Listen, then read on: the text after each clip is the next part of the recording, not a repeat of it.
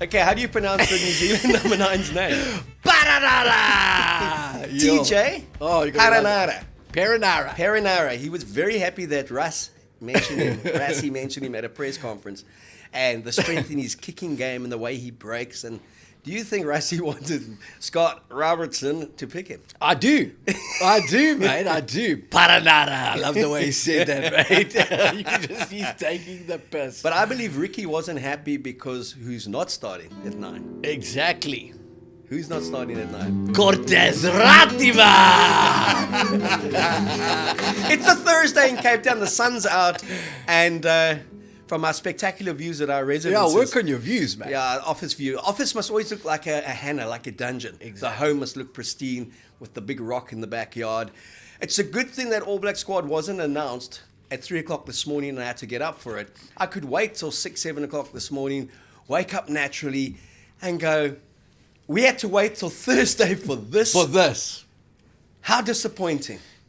Yeah. I mean, there are parts of that squad that I do like. I think it's pretty obvious what they're trying to do there. They put their best winger on the bench so they can get their two best wingers on the edge. Will Jordan, Bodie Barrett at the back, the tall bloke, and Caleb Clark on the other side. And I think they're going to do what we spoke about in the previous podcast, which is hang cross kicks on our diminutive wingers and try and use that physical one-on-one matchup to their advantage, potentially win the wide breakdown a little bit quicker than they would otherwise. I think they're going to try out muscle us in the back line. I don't think it's going to work. Yeah, I mean, I've seen similar-looking Super Rugby teams over the years come to Ellis Park or Loftus particularly and dazzle with 3 quick-fire tries, 2 great counter-attacking tries, but end up losing 40-25 because they've tried to run us off our feet, played coast to coast, played with this tempo that they just couldn't handle in the last 15, 20 minutes because of the altitude. Clearly, when I looked at that backline, selection was not the issue with Leo McDonald. Unless that's not the backline that Leo McDonald wanted and he was overruled. Correct. Because I really thought he was going to come with something a little bit different, and he hasn't really come with anything different. No. Billy Proctor, David Havili, we spoke about them. They've been in the extended squad. Rico Ione and Geordie Barrett are not going to trouble us as a midfield. Rico Ione's not going to trouble this Bok defence. Well, is he going to be able to pick himself up, mate? Because he's already won Super Rugby Pacific, and that's the pinnacle of the game. That's true. I mean, like, the guy must lack for motivation because he said, who wants to win the World Cup when you are a Super Rugby champion? Yeah. Playing against Australia and fellow New Zealand sides. That's big stuff, mate. So that could also tell you about the psychology, eh? Never trust a Rico, mate. Rico Ione! Rico! I still think he has a future on the wing, but he's not a 13. No. And I think he's the most overrated of all those New Zealand backs. They've willed him to be a 13 for so long. I think he's a fantastic athlete and he would have thrived outside Conrad Smith, but this team can't afford him, I don't think. Look, when I say he's overhyped and overrated, I mean in the context of he's not a Conrad Smith. No. And they've tried No. They've tried to make him into that. When they tried to turn Ben Smith into a 13 right in the beginning of his career, they quickly saw that it wasn't going to work. And then they shifted him back and he played between the wing and at fullback because they wanted to get him in the team. When they put Christian Cullen into the midfield, it was not going to work. Play players in their best positions. Ione was outstanding on the wing. So either you pick him or you say you second cab off the rank. Totally. I'm, again, surprised that Mark Taylor is not starting. I think he's their best winner. Obviously, there's a reason they don't want to start with him. But every time he comes on, he breaks tackles, he troubles us. And defensively, I think he's a lot stronger than Caleb Clark. Yeah, I think Tele is just a better all-rounder. Like Caleb may have the up on the power side maybe, but Tele is just a great all-round footballer, classic New Zealand outside back. So interesting choices there. Like I say, I think they're going to try and use that physical advantage to their advantage. And I think it is dicey because if those kicks don't land, if KLA and Cheslin get a sniff of those kicks and Fussy and they link up, you could have what looks like a promising attack turn into a transition try real quick. Well, I think what's changed, and that's pre the Tony Brown factor, it's only just got a bit more rounded to it, And the lads on the breakdown alluded to that, especially Mills, where he said they're as potent as us in the backs now. They've been the Springboks. Gone are the days where we've got to counter and combat their physicality, and we'll win it on counter-attack rugby, we'll win it with moments of brilliance. We have got as good a backs as they have got now in terms of being able to turn an opportunity from 90 metres into a glorious try. Spot on. And if you go back to the World Cup final, 12-11, Will Jordan, who had razzled and dazzled in the 44-6 win against Argentina, had very little limited space, was put down very easily and seemed a lot flustered when against an aggressive defence. And he's played the Boks on a few occasions where he's looked flustered because of the aggressive nature of the defence. Look, incredible finisher. The argument there also from a lot of the Kiwis is when you're scoring 33 tries in 33 tests, keep him on the wing for now before he goes to fullback. But I think they spoiled for choice, and we alluded to this, we said it a couple of days ago. They spoiled for choice in certain positions, and they're trying to accommodate them all. And sometimes you've got to make a call. You start and you're on the bench. And I think that's what the Boks have got right. Fortunately, our key strength is up front, and I think that's where the potential pitfall is for the Boks with this selection, is that if they try to take us on coast to coast, and Damian McKenzie is starting to drop cross kicks, and the game starts to get loose, they're dangling a bit of bait there for Fussy and the rest of the back three to take, because if we get engaged in that kind of Saturday touch vibes, it does take the game away from our forwards, which is exactly what the All Blacks would love us to do. But like you said, they should have gone a 6-2 the other way, 6 backs and 2 forwards. Yeah. One hooker, one prop. Yeah, exactly. And play 2 backlines against us. Yeah. And really get the rest of their pack fired up and grilled. I just like their bench is also really bred. Like, I don't understand. Just for Rico's a guy who could potentially fill a couple of positions there. If you had him on the bench with the scrum half, you could have 6 forwards on that bench. And the All Blacks need some forwards. That's the way I would be thinking about it. Yeah, So you look at that bench and it really doesn't. There's nothing happening there. I mean, Jan Hooker has been vulnerable. Veteran prop who's never really quite cracked it. Jan Locke in his first season. Anton Leonard-Brown, who's playing 12, playing 13. Why is he on the bench? Been around forever. To me, you either start him or he doesn't play. You don't play him. And then you look at the forwards. We knew Sam Cane would come in. Blackadder, Ardie, they'll be tough. But then what comes off the bench is not great. No. Well, I mean, Fanau is a decent player, and I quite like the workman-like composition of that back row, but they're playing behind that tight 5 that we don't expect to control the set piece. So. And what do you make of their front row replacements in terms of Fletcher Newell did well the last time? Yeah, he's decent. The Hurricanes hooker guy, Amua, we've spoken about him before. Great skill set, but not really the sort of rugged, direct brute that you want. Yeah, in the and test I mean, arena. would you trust him with a dart in the last 50 minutes of a game? Probably not, mate. No. Huh? No. Honestly, I mean, look how he imploded against Argentina as well. Just couldn't find his markers in those lineouts. So, Eben back for us. Well, apparently is. Starting on the bench, no Marco van Staden. Were you surprised that Marco was on and dropped out? So I've been a little bit surprised that Marco's been the guy that's been there as much as he has. So for me, that makes sense. I think Ulrich Lowe with Jasper Wiese coming in for his first test of the season and a lock is a much better balance than having these 2 fetchers like we've done for a while. So I'm a big fan of that. I think it's a good call. Interesting that Eben is on the bench and not starting. I don't know whether maybe they're going to try and get through this game without playing him. I don't know what his fitness issue is or the severity of it. So that was an interesting call for me. But very glad he's back, and for me, that's a game changer. But you talk about Marco van Staden, Bongi. No one's really been speaking about it, but tactical substitution. There was thought that he may have a hip flexor or some form of injury. Malcolm Marx has struggled with injury. Marco van Staden then does give you that third option as a converted hooker, but Dion Fourie-like. If one of them went down early in the game, you still have that option. We don't need him, mate. We've got Cheslin. That's true, eh? So why do we need Eben if we've got Cheslin? Precisely, Yeah? man. All mind games. Yeah? Baranara. Eh? Watch out for Billy LaRue starting, eh? Exactly. Wedding was cancelled, I'm back. It's off. Poor Fussy's trying to get out of his room. Someone lock me in. It's Billy. They don't call me Straton for nothing. Last Fussy, I'll take it. It reminds me of the late Chester when he played at, we played the Barbarians in that incredible game, 41-31. That star-studded Barbarian side in Cardiff. We were down, I was with the Boks at the time, we were down 31-12. And we were trying to play their rugby. I mean, they had a backline of, Peugeot was 9, Carlos Spencer was 10, I think Brian O'Driscoll in the centres, Chris Latham. A lot of conservative guys. Yeah, Chris Latham, Christian Cullen, and I think one English winner who was quite fast. Could have been Josh Lucy or something like that. Okay. And they were just destroying us, scoring tries from everywhere. Half-time, Harry Verleun and Marquis were still there, just said, listen here, that ball doesn't go past 10. We don't care if it's a Barbarians game.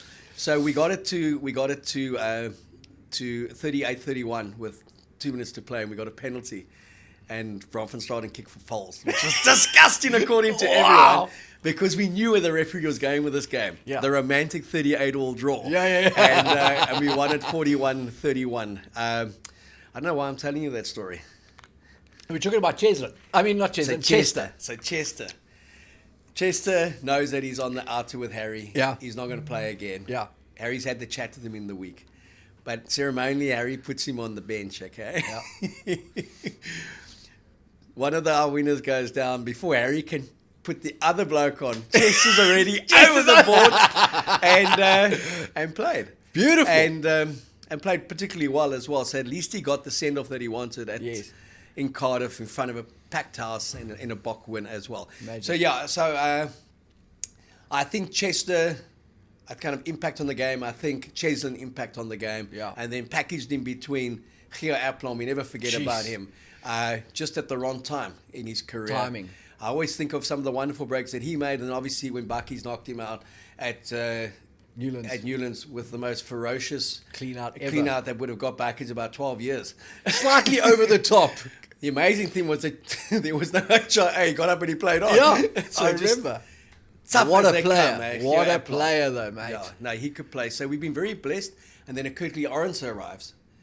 And he's just been outstanding. Lethal. So that contest between the two back threes is going to be really cool tomorrow, where they may have the edge in terms of experience. Obviously, Bodie Barrett. And it would have been perfectly matched up if Willie was there. But with Fussy being there as the inexperienced player, but those winners, just to get them to go at each other. And both sides have got the inside backs to create that. Because you want to see, in the old days, you wanted to see Skulkberger run at Jerry Collins all day and vice versa. Yeah. You want to see those winners one-on-one run at each other. Because the contest in the air is going to be epic, man. And, we may have smaller winners, but how often do they get beaten in the kick and chase? 100%. Very few times. 100%. I mean, Kirkley Orense and Cheslin tend to win back the ball more often than not. And that is, I think that's... They're great in the air. I think Rusty's wanting them to kick, not deep, but to kick straight up on us. Tacticals, yeah. And, I looked at their side this morning. I sent you a lovely message to say, morning, matey. Morning, mate. And no doubt about it, Boks by 10. I've been conservative. When I saw that 23, no fear in it for me. And been a little bit disappointed with the selections of the flamboyant liberal Scott Robertson. I think Fozzie's selections under Joe Smith were a little bit more flamboyant. Yeah, I mean, who would we have changed there? So we've mentioned Talea, but they don't really have a bunch of options at this point in time. I mean, if Richie Moanga was floating around, we'd have him in the squad. I would have gone Bowden Barrett at 10. I would have started with Ratima. I would have gone at 12, Havili, experience. 13, I would have gone Billy Proctor. I would have gone with Will Jordan at fullback and Mark Talea and Caleb Clark on the winners. Billy Proctor against Muzzletech, mate. He'd be licking his fingers. No, mate. Licking his fingers, the unknown mate. factor. So send that team out at Ellis Park and say, Billy Proctor, Ratimaz, if you can do it there, you can do it anywhere. I've heard that song before. Right. New York. I think that's what Nick said to Ghafi and Dave van Husselen, mate. We never saw them again. So. No, he didn't say it. Because he never prepped them. He just threw them. What are we doing today? You're playing the All Blacks. Yeah, the public wants you. I'll show them why I don't. Boom. Good luck. Yeah. No one asked me to ever pick those guys at 9 and 10 again. Goodbye. It's when Nick did make the odd selection and it obviously didn't work out, and then the media would ask, what do you think of his performance? What do you guys think? You guys wanted him there. Oh, beautiful. So he kind of put us in our place very quickly there. Nick, mate. I remember a wonderful story when he didn't pick Henny LaRue, and I asked him a question at a press conference saying, Nick, Henny LaRue's been playing great rugby in the Currie Cup. He said, yes, he has. So I said, does that mean you'll pick him? He said, no. So I said, so you shouldn't be waiting near the phone? He said, no. Wow. So he said, I said, why don't you pick him if he's the form player? He says, because I don't want him in the squad. He doesn't fit my plans. Wow. So I said, but he's been playing well. He says, well, I'm the Boks coach. That's how he was answering those things. It was just wonderful honesty in that fabulous. why he wouldn't take a certain player. Yeah. And he wasn't disputing that the player wasn't good. It's just that it didn't fit into his mold. In the 99, we played at Newlands, won 10-9 in a turgid game, terrible wind. And he picked Brendan Fenter to start. And Brendan Fenter went to the World Cup as one of the senior statesmen. But at the press conference, they said, Nick, your selection of Brendan Fenter. And he said, yeah, he talks a big game, so let's see if he can play well. Wow. Wow.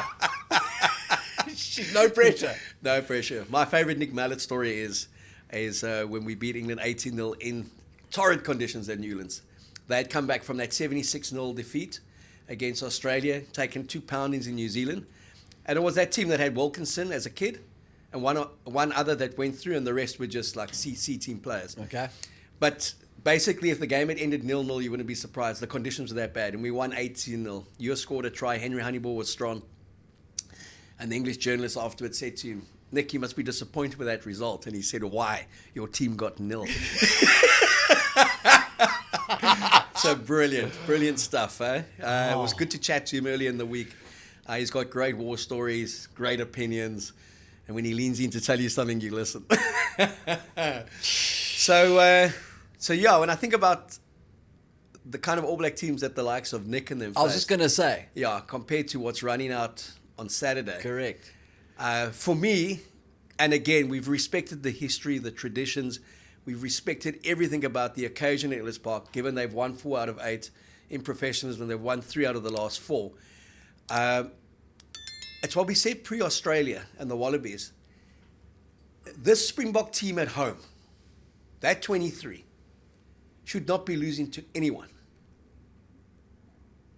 Not even some of the better All Black sides, some of the better Wallaby sides. Yeah. Yeah. We felt that they should not have lost that second test to Ireland. Definitely not. But they did, because change of mentality. And even then, they came back, fought their way into be leading by 6 points with 3-4 minutes to go. And you thought they'd close the game out, and they didn't. Just poor tactical appreciation of the occasion in terms of it being 78 minutes and giving away those 2 long-range drop goals. But this Boks team should not lose to anyone at home. But I think we've spoken about how, you know, the Boks are experimenting a little bit with how they play. And when you look at the selections for this weekend, in your mind, because if the Boks played World Cup rugby and pick their A's, like you say, nobody should be able to beat this team, especially nobody in the current World Rugby rankings. But with the selections they've made and with Tony there and the context of what we're doing, do you expect the Boks to play to those selections? Do you think they're going to unleash Fussy? Do you think Sasha's going to be on the ball with a lot of options? Like, how do you see them playing? I think they're going to play very similar to how we saw them play in that first test against Ireland and in that first test in Brisbane against Australia. I think we're going to see a little bit more confrontation up front from the forwards, a little bit more direct. But the backs, I think if it's on, they're going to go for it.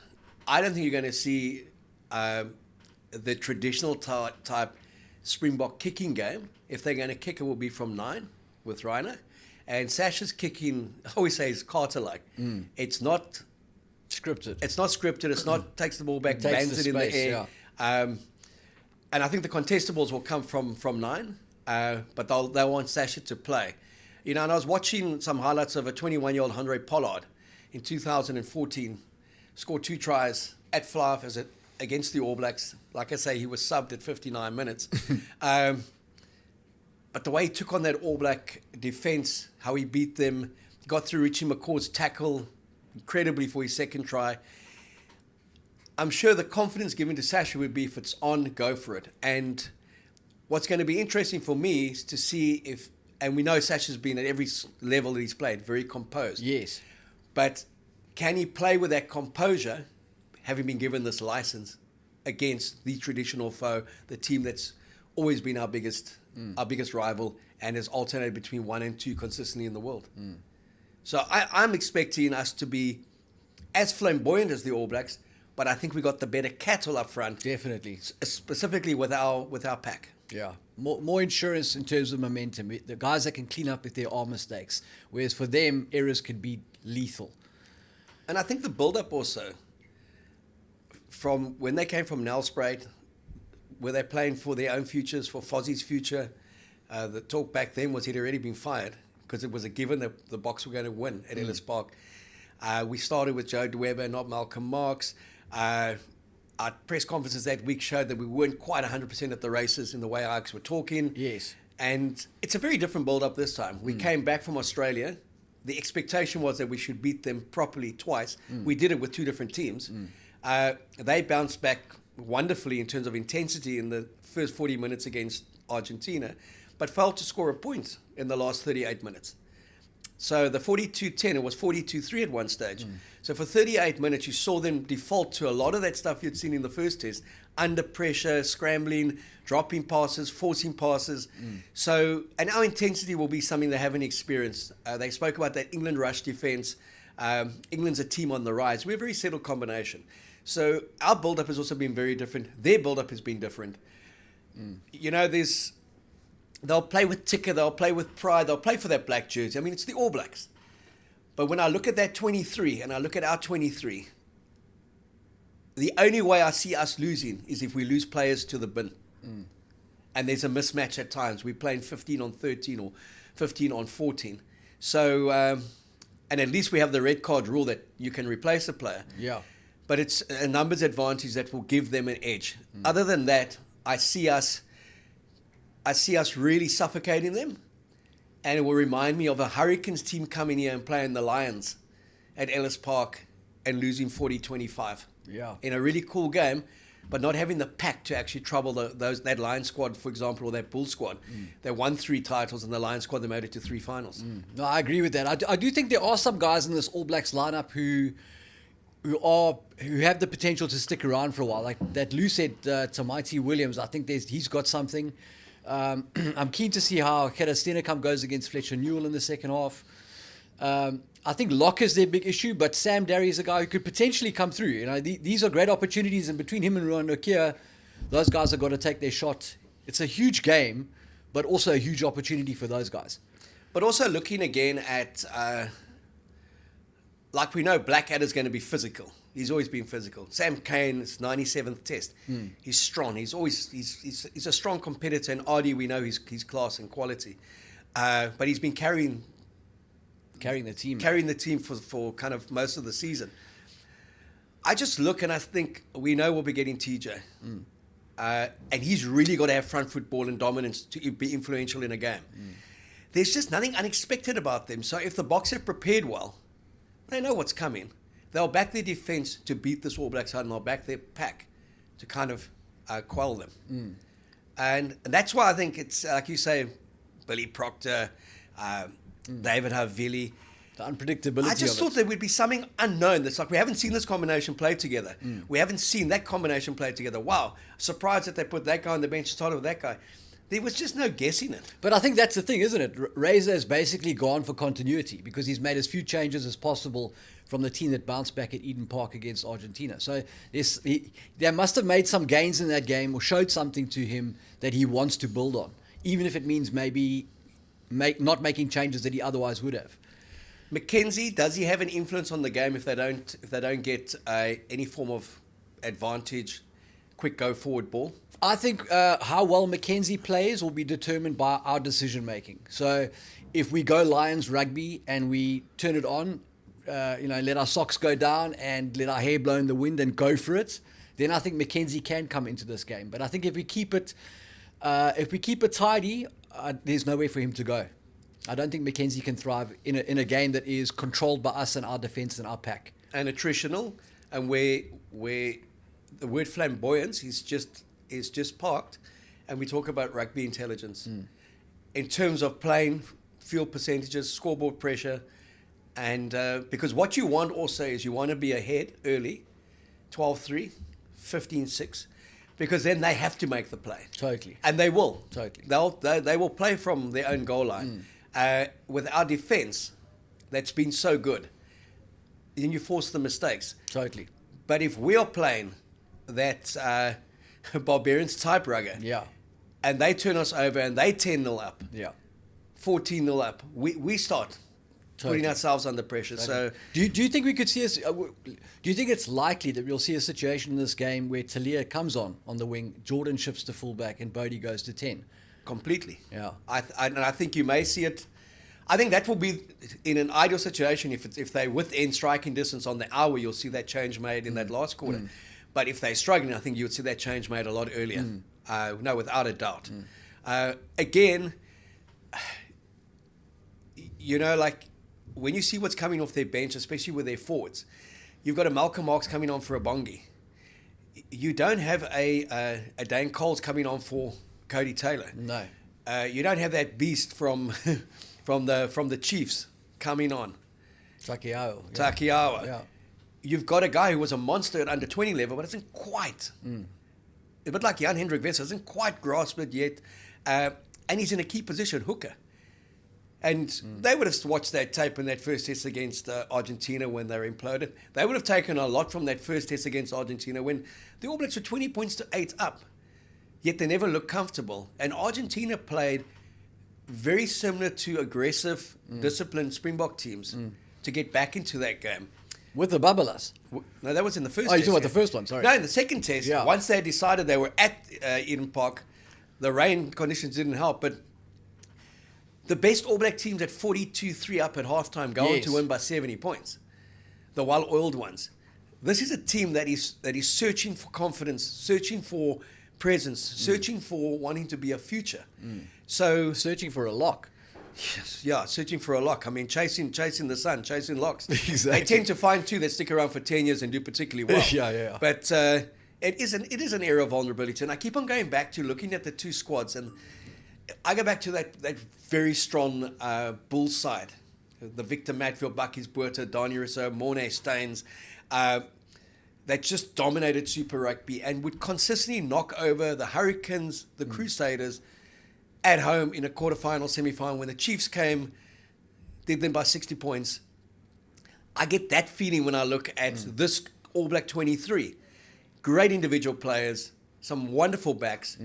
They're going to be in that game at times, but they just don't have that all-round class to beat a Springbok team that knows they bank this one, and it's going to be very hard for them to lose the Rugby Championship. It's a very different dynamic to 2022. I'd agree with that 100%. I think that's bang on the money. There is no substitute for momentum in rugby, and I think we can create that with the forwards we have, and they can't.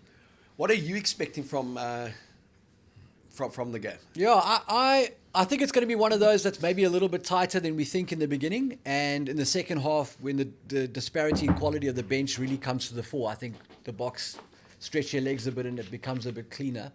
And I keep saying it, but I really do think if we make good decisions, if our decision making is on point and is logical, I think we'll be okay.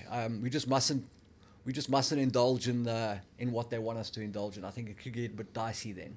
And what is that? So I think, like I say, if we try and take these guys on out wide and it becomes a bit loose and the forwards are guessing where the ball's going, then I think that takes our forwards out of the game a little bit, and their size advantage out wide means potentially they get more secure, quick ball from wide breakdowns, and they can play off that. Maybe you start to get a little bit of tired legs. Jasper Visser is probably in great physical condition, but maybe not match sharp. So the trick there, I think, is to just smash them up front. And then, like we've always done, once you create that momentum, our backs chopped into pieces. It reminds me of Driekus' coach. Murala. He says, he's no much, murum. He's tired. Now you got to hit him, okay? When it comes back to South Africans being at our best, it's as simple as that. Murum. Paksla. Totally. And physically do the job. business. Yeah.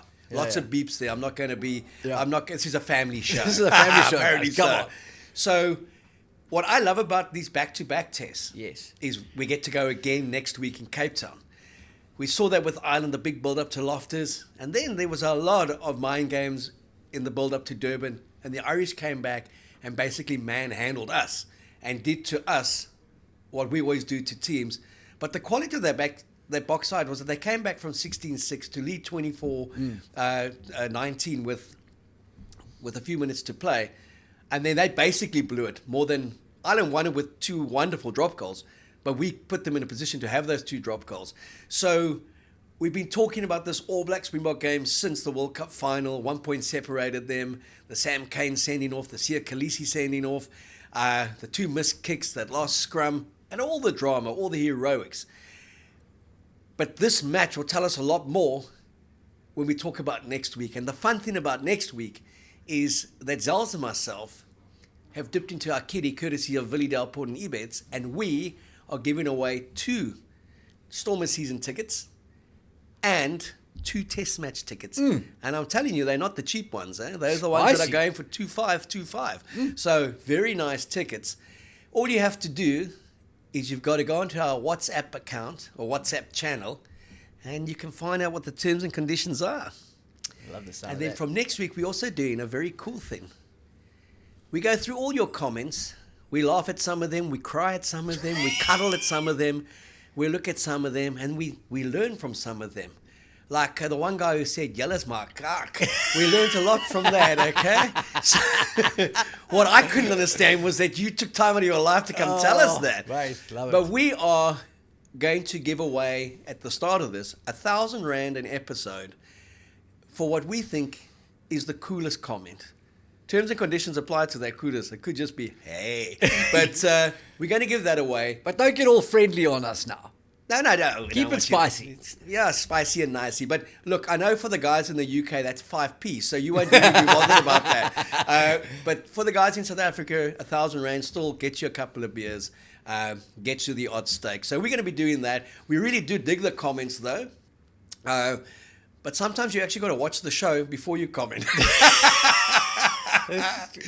So, yeah, it's going to be fun. Get onto our WhatsApp channel. We're going to do some cool things over the next couple of months. We're going to give away lots of prizes and competitions and prizes. And it's nice to be able to give. And we're going to give the All Blacks one as well on Saturday.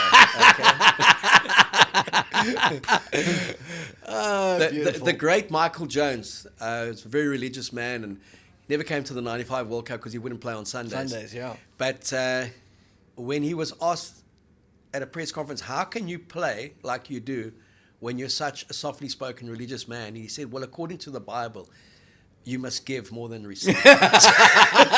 So he would give it in the tackle. That is a superb line. He would give it in the tackle. I mean, what a wonderful player. There is a game being played in Buenos Aires. Oh. Yeah, Argentina, Los Pumas, are playing against... Are they on this weekend? No, they are. They're playing against the nice, Wallabies, man. okay? We haven't really given that game much thought. Rightfully so. And rightfully so. And we're not going to give it any thought. Mate, the fact that you mentioned this. But if you want to wager on it, you watch our WhatsApp channel, mate, or go to the Money Man's Facebook page. He will tell you what the good spread is there, and he will tell you how to make money out of these guys. I believe some Australians still believe that they can win. But enough of that. Matey. It's been a pleasure. It's time. It's time for you to put it all on the line and tell us, firstly, who's going to win at Ellis Park on Saturday. It's been a roller coaster for me this week. When Eben was declared out, I must admit I got a little bit nervous about that when I saw the shape of that squad, and then he was declared back in, and then I saw the All Black squad this morning. So I'm back in green, and despite my trusty All Blacks jumper, I'm back in green. I think the Boks are going to win it. I'm not sure I'm as comfortable as everybody else, but I'm saying the Boks to win this by 8. I'm saying the score is 33-25. Now, why are you a bit uncomfortable? Mate, I'm not a little bit uncomfortable. This is not the best Bok team we've seen. You know, we could have Faf de Klerk back in the mix. We could potentially have Urban starting. We're missing 27 locks. We've got a new guy playing fullback. We've got a relative youngster playing fly half. There are some moving parts here that are not what we had at the World Cup. So I hope everybody takes their chances, and I hope they actually keep their starting jobs with their performance. But that still has to be proven. So this is the All Blacks. You can never underestimate the All Blacks, as much as that's a cliche. And I think Razor is a coach who's going to turn them around. It's a matter of when, not if. And so I'm going to show them some respect. I'm going to say the Boks to win this, to win it by 8. The All Blacks score 25 points. All right, so historically, in the professional age, they've played 8 times at Ellis Park, and the Boks averaged 31 points at Ellis Park, and the All Blacks averaged 31 points, and the Boks averaged 30.8, and they both have 4 wins each. So you can round it off at 31 all. So I'm just giving you a little heads up there, a little hint if you want to play a few numbers. Just bear that one in mind, because I may just put a flutter on a 31 all draw for the cash component. But when we talk rugby, there's only one thing to say, and it's this. It's this. Boks by 10 and a comfortable 10. 32-22. Ooh.